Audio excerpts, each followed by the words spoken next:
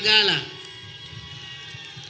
Wagombea wote wa CCM kwa nafasi za udiwani, waheshimiwa viongozi wetu wa dini na wazee wetu wa Dar es Salaam, lakini mwenyekiti wetu wa machifu pamoja na wazee wote wa kimila, vikundi vya burudani na hamasa, ndugu zangu wanahabari, kuna kundi langu maarufu nimeliruka, wana milenia mwenza wa viongozi,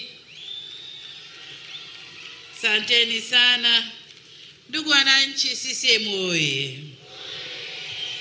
Kwanza nami niungane na wengine kumshukuru Mwenyezi Mungu tujalia kumalizia leo hapa Dar es Salaam katika viwanja hivi, katika eneo hili la Temeke, tukikusanya Temeke na Kigamboni. Temeke oye! Kigamboni oye! Ndugu zangu, hii ni siku ya 3 ya kampeni katika mkoa wa Dar es Salaam. Nilianza kule Kinondoni, nilikuwa pamoja na Kinondoni na Ubungo. Jana nikawa pale, nilikuwa wapi jana? Nikawa na Ilala kwa Mzee Zungu na majimbo yake 4 ya Ilala, lakini Segerea, Ukonga na lengine la wapi? Kivule kwa Masaburi mwanangu. Na leo tuko hapa Kigamboni na majimbo, tuko Temeke na Kigamboni na majimbo yetu mangapi? 4. Haya. Sasa niwashukuru sana sana wananchi. Na washukuru wananchi wote wa Dar es Salaam kwa kujitokeza kwa wingi kwenye mikutano hii na kuonesha imani kwa chama chenu, Chama cha Mapinduzi, lakini pia kwa viongozi wenu ambao ndio tunakuja kuonana nanyi na kuzungumza nanyi.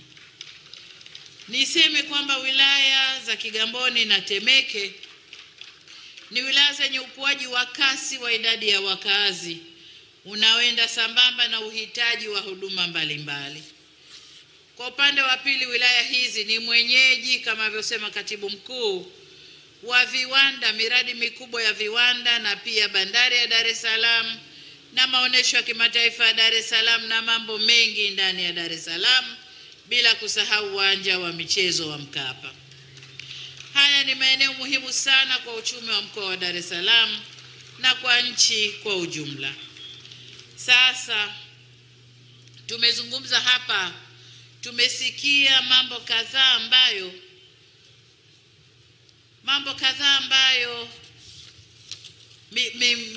majimbo ndani ya wilaya hii yamefanyiwa kwa kiasi kikubwa au wamefanyiwa watu kwa kiasi kikubwa.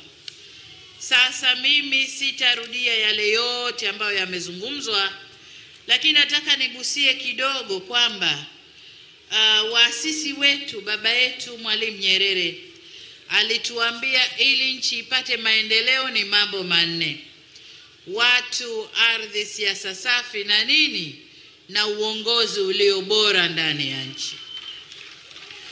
Sasa kwa muda mwingi tumekuwa tukiyaimba haya na tukiyafanyia kazi, lakini tukiyafanyia kazi kwa kasi ndogo. Sasa tumeamua, Chama cha Mapinduzi kimeamua, na ndivyo kinavyotuelekeza kwenye ilani iliyopita na hii tunayokwenda kuitekeleza miaka 5 ijayo. Tujikite sana kwenye watu, tuendeleze watu, tuendeleze utu wa mtu, tujenge utu wa Mtanzania, tuheshimishe utu wa Mtanzania. Sasa mtu wa Mtanzania ili asimame kwanza kuwa mtu, ana mahitaji yake ya lazima ambayo lazima ayapate, nayo ni chakula, apate huduma za afya, apate maji safi na salama, apate elimu mpaka Mungu atakavyomjalia, umeme umwakie, afanye kazi zake ndogo ndogo, lakini uzalishe, apate kipato. Lakini jengine ni makazi. Haya yote tumeyafanyia kazi vizuri sana. Vizuri sana. Kilichokuwa hakijaguswa hapa ni swala la makazi. Lakini kwa suala la makazi, ndugu zangu, nyinyi ni mashahidi, watu binafsi wanavyojenga, mashirika yetu ya serikali yanavyojenga. Kwa mfano hapa kwenye jimbo la Temeke pale Mtoni tayari kuna nyumba 400 shirika la nyumba la taifa linajenga, na hiyo kazi inaendelea Tanzania nzima na tutaiendeleza kule mbele tunakokwenda. Kwa hiyo kwa mambo ya muhimu ya msingi ya mwanadamu, serikali yenu imefanya kazi vizuri sana. Lakini eneo la pili ni eneo la uchumi. Amesema hapa Mheshimiwa Mwigulu Nchemba kwamba kwenye maeneo ya uchumi serikali yenu ya Chama cha Mapinduzi, lakini hata Peter Msigwa amegusia kwamba tumefanya kazi nzuri sana. Tumejenga uchumi mkubwa, wenzetu wanaita macro economy, lakini tumejenga uchumi mdogo micro economy wa watu chini huku mmoja mmoja. Na kwenye uchumi mdogo tunazungumzia mikopo ili watu wapate mitaji, lakini tunazungumzia fursa na maeneo ya kufanyia biashara zao. Na kwenye hili tumejitahidi sana. Tumejenga masoko kadhaa, tumejenga mastendi, tumejenga maeneo maalumu ya wafanyabiashara wadogo wadogo. Kwa hiyo huko nako tumefanya kazi nzuri, lakini mpaka tumeweka halmashauri zetu zile 10% zile za lazima ziende kwa vijana, wanawake na watu wenye ulemavu. Huko nako tumefanya kazi nzuri sana. Kwa hiyo tunapozungumzia miundombinu ya barabara, tunapozungumzia usafiri wa anga, tunapozungumzia reli zetu, tunapozungumzia usafiri wa kwenye maji, baharini na maziwa yetu na vyombo vyake vya usafiri, yote ni kujenga uchumi mkubwa ambao unakuja kuungwa mkono na huu uchumi wa mtu mmoja mmoja au uchumi mdogo. Kwa niseme kwamba huku nako tumefanya vizuri na tumejipanga vizuri kufanya vizuri mbele tunakokwenda. Ilani zile za mkoa zitasema, lakini hata ile ya taifa ina vionjo vya kuja kusupport au kuunga mkono wafanya biashara wadogo wadogo. Kwa mfano tumesema tutaanzisha mfuko, tutaanza na bilioni 200 kwa ajili ya wafanya biashara wadogo wadogo, na tutaona jinsi mfuko unavyopungua ndivyo utakavyoujazia. Kwa hiyo mambo yapo mengi kwenye ilani ndogo. Lakini jengine kwenye kumjenga Mtanzania ni masuala ya haki za mtu, haki za Mtanzania ambazo kwa kiasi fulani tumezifanya vizuri sana. Tumeimarisha vizuri sana mhimili wa 3 wa dola, mhimili wa mahakama na mhimili wa sheria. Tumeuimarisha vizuri sana. Amesema Makonda hapa, sasa haki zinapatikana. Wale wajana walikuwa wakisumbuliwa kunyang'anywa nyumba, mume kafa na nini, mambo sasa yako vizuri. Ni kutumia tu yale fursa ambazo tumezitengeneza, watu wazitumie na haki ipatikane. Lakini zamani kama una kesi itakuchukua hata miaka 2 haijeshi. Sasa hivi mambo ni tofauti. Haki ya mtu inapatikana haraka haraka. Kwa hiyo hata kwenye mambo ya haki na kwenyewe tumefanya vizuri. Lakini eneo jengine la kujenga utu wa mtu na kumpa mtu asimame kuwa mtu ni eneo la furaha, ndugu zangu. Ni eneo linalomburudisha mtu. Huko nako serikali ya Chama cha Mapinduzi imefanya vizuri. Kwenye michezo ya mipira na nini, katibu mkuu amesema vizuri hapa.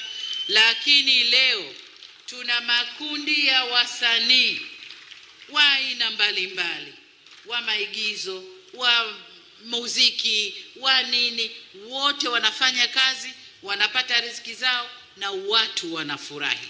Kwa hiyo eneo la furaha nalo liko vizuri.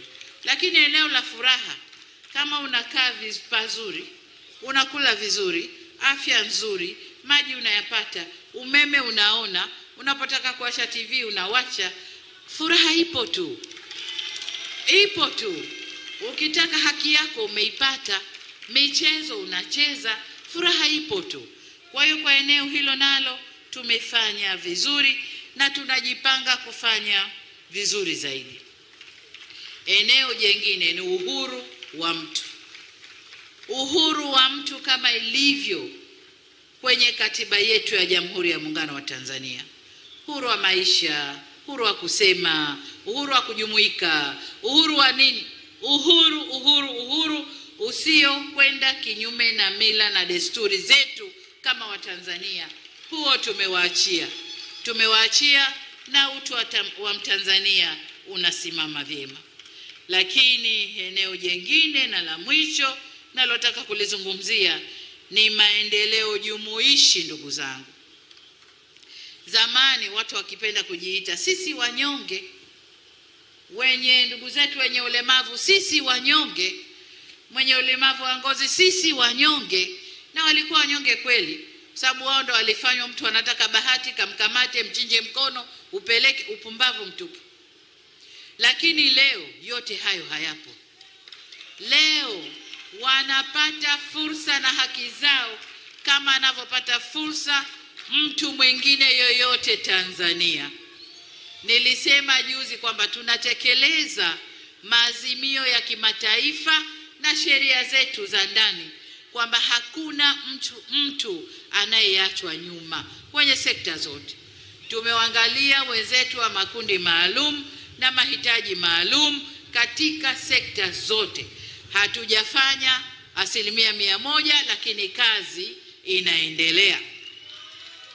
Kule nyuma tulisema kazi inaendelea, sasa hivi tunasema kazi na utu. Kwa hiyo kazi inaendelea. Nataka kuambia nini? Kwenye eneo la kujenga utu wa mtu ili tupate maendeleo, huko tumefanya kazi nzuri sana. Lakini tuangalie eneo la pili la ardhi. Tanzania tuna ardhi kubwa sana. Tumeigawa kwenye matumizi kadhaa. Tuna mahifadhi, karibu 40% ya ardhi yetu ni hifadhi na mbuga za wanyama. Na kwa nini hifadhi? Hifadhi kwa sababu watu tunazaliana, mahitaji yanakuwa, vizazi vijavyo vinakuja, wakute basi ardhi ambayo ipo inawasubiri. Wazee wetu wangetumia yote, leo sisi tusingekuwa na maeneo. Kwa hiyo upande wa ardhi tuna ardhi kubwa, ila tulikuwa na kasoro kwenye upangiliaji wa matumizi ya ardhi yetu. Hatukufanya haki kwenye kugawana ardhi. Kiwanja kimoja kinamilikishwa watu watatu, hasa hapa Dar es Salaam. Migogoro ya ardhi, shamba la mtu mmoja kapewa hati mwingine, hivyo. Lakini yale yote sasa yameondoka. Ardhi yetu tumeipima, tunaendelea kuipima. Kama mmesikia, nilisema kwenye maeneo mengine kwamba katika miaka 5 ijayo hii tunakusudia kupima tena ardhi ya Tanzania, kubaini maeneo yenye madini ili tuyajue na madini gani, na tujipange vizuri kuyavuna na kukuza uchumi wetu. Kwa hiyo kwa upande wa ardhi nako tumeamka, Chama cha Mapinduzi kimeamka, tunajipanga vyema kutumia ardhi yetu kuzalisha na kufanya mambo mengine ambayo ardhi yetu tunaitumia. Jambo la tatu ni siasa safi. Nataka kuambia hakuna formula. Hakuna mtu kaja na package akasema ukifanya haya ni siasa safi. Siasa safi ni ile inayohakikisha nchi yako iko salama, watu wako wako salama, watu wanajumuishwa kwenye kufanya maamuzi ya mambo yao. Na sisi hilo tunalifanya kwa kiasi kikubwa.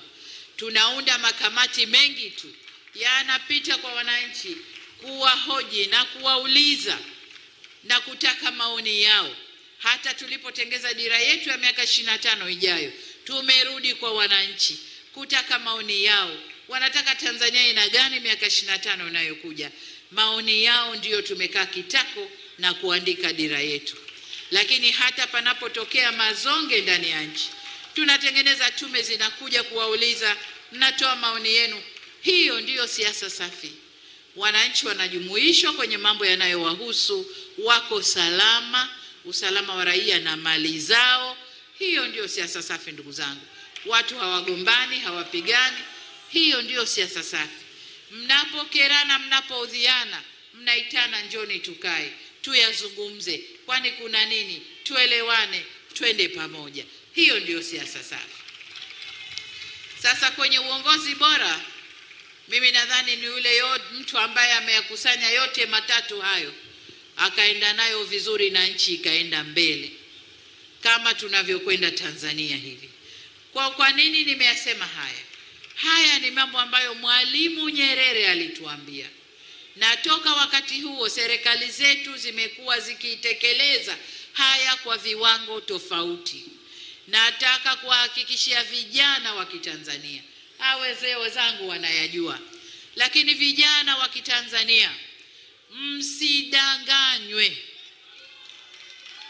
Ukichukua Afrika Mashariki, pengine na kusini kidogo na kati, Tanzania ni pepo.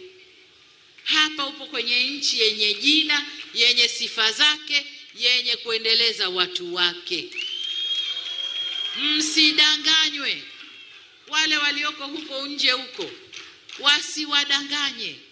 Hapa mko pazuri kweli kweli. Kweli kweli. Mkipata fursa ya kuingia tu kwa majirani zetu hapo, kaangalie vijana wenzenu wanavyokula ngumu, mnaweza ukasema mimi narudi Tanzania, ndio kwetu. Tanzania ndio kwetu. Kwa hiyo niwaambie vijana, sisi wazazi wenu tunapita. Nchi hii inawategemea nyinyi. Tunatarajia nyinyi tuachie nchi hii muiendeshe kama tunavyoiendesha hivi. Kwa hiyo vijana wa Tanzania msidanganywe. Msidanganywe hata kidogo. Na katika kuendesha nchi tumetengeneza mifumo mizuri sana, ambayo kila baada ya miaka 5 tunachaguana nani atuendeshe, nani ashike nafasi gani katika ngazi tofauti. Hakuna maeneo mengine wanangu. Kwa hiyo niwaombe sana vijana wa Kitanzania, tulizeni munkar. Kaeni vizuri. Hii nchi ni yenu, ni mali yenu, si mali ya mwingine. Na hakuna mwenye certificate anayesema hii nchi ni mali yangu. Wengine wanasema sisi tunawakilisha wananchi. Wananchi ni kina nani? Wananchi ni nyinyi hapa, na wengine na wengine na wengine. Hakuna mwenye miliki ya wananchi, hapana. Tunapeana tu majukumu, wewe shika jukumu hili, wewe hili, wewe hili, wewe lile. Kwa hiyo niwaombe sana vijana wangu, msiharibu nchi yenu. Msiharibu amani ya nchi yenu. Fuateni serikali yenu inavyowaelekeza. Fuateni katiba yenu inavyowaelekeza. Fuateni sheria za nchi zinazowaambia, zinavyotaka. Mtaishi kwa salama, mtaishi kwa amani, wala hamtasumbuliwa. Tanzania oye! Tanzania oye! Nimalizie vijana wangu. Nimalizie tarehe 29 kesho kutwa. Wote walioandikishwa kwenye daftari, tokeni mkapige kura. Tokeni mkapige kura. Mama yuko macho, anawalinda. Vyombo vyetu vya ulinzi na usalama viko macho, vinawalinda. Hakuna lolote, tokeni mkapige kura. Kama yamewashinda wao, sisi bado tunaendelea na ujenzi wa nchi yetu. CCM oye! Tanzania oye! Kazi na utu. Sasa wakati wa kuomba kura, na niombe wagombea ubunge waje hapa. Waje mbele hapa waungane nami. Madiwani wetu wako hapo. Tuombe kura kwa pamoja. Stella we baki hapo hapo.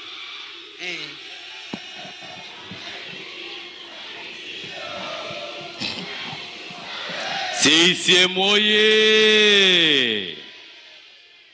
Mweke kiti Stella, mweke kiti chake.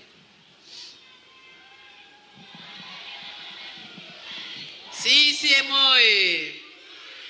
Tanzania Tanzania raha. Haya, nitagawa ilani kwa wagombea ubunge, alafu tutakuja kuomba kura.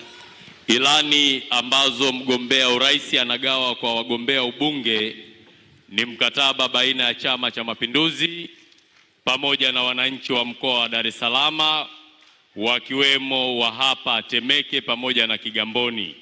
Mambo yote ambayo yatatekelezwa yapo ndani ya ilani hiyo ya uchaguzi, kuanzia sekta ya maji, nishati, elimu, afya, miundombinu ya barabara, masuala ya kilimo na ufugaji, yote yamesheheni katika ilani hiyo ya uchaguzi. Dr. Samia oye! Wanatemeke oye! Kigamboni oye! Wataweza kweli? Wangapi Oktoba 29 tunampa Daktari Samia Suluhu Hassan? Hebu punga mikono juu namna hii uwanja mzima. Dr. Samia oye! Kazi na utu. Haya, wana Dar es Salaam, madiwani hawa wana ilani za uchaguzi za mkoa wa Dar es Salaam. Wabunge nimewapa za mkoa na za kitaifa, sababu wao watafanya kazi huku juu na mimi. Sasa tunaomba kura zenu. Mimi Samia Suluhu Hassan, mgombea wa kiti cha urais wa Jamhuri ya Muungano wa Tanzania kwa tiketi ya Chama cha Mapinduzi, na wagombea ubunge wa majimbo yetu manne, majimbo ya Temeke na Kigamboni.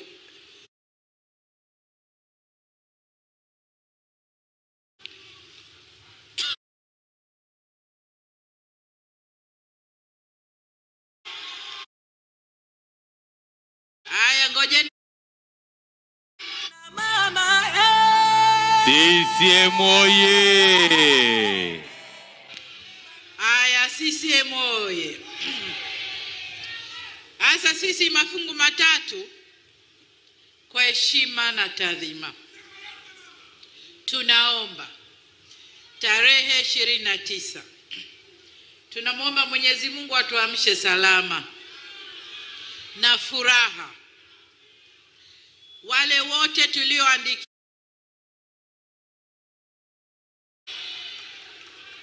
tuende tukachague Chama cha Mapinduzi.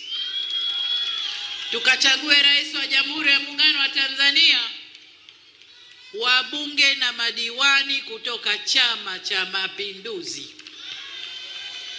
Mmenielewa ndugu zangu? Walionielewa mikono juu. Temeke oye! Kigamboni oye! Kwa ndugu zangu Temeke, Kigamboni, tunaomba kura zenu. Aya, Mungu awabariki sana. CCM oye!